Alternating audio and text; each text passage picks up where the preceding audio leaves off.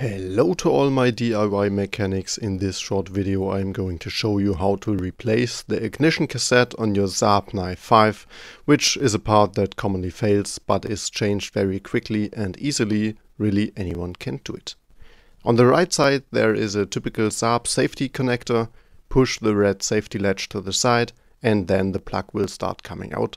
If that doesn't work, a bit of oil can help, but of course not too much that it gets into the plug, just enough to make the plastic slide more easily.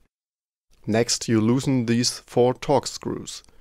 Now the ignition cassette can be pulled out with a gentle tug on both sides. It may be a bit snug on the spark plugs, but there's nothing else glued or otherwise attached. It can be simply removed.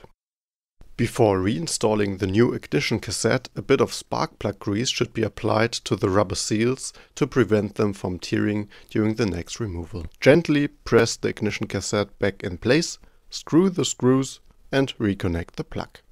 Yeah, and that's it. That's how you simply replace an ignition cassette on a Saab 9.5.